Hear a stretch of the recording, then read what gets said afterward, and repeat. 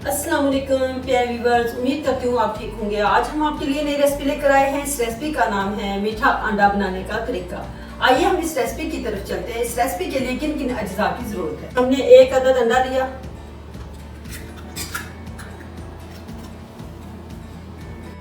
1 tablespoon sugar add करते हैं,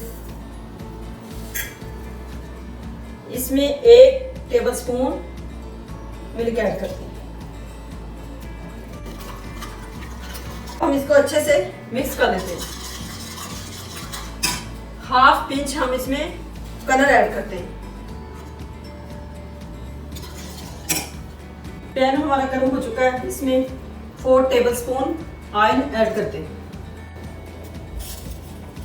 अब इसमें मिक्स किया हुआ अंडा इसमें ऐड करते हैं।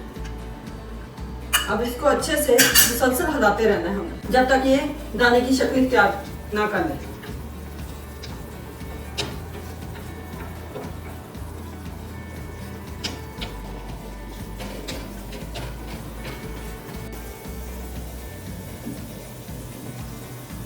अंडा हमारा तैयार हो चुका है, अब हम इसको सर्व करते हैं।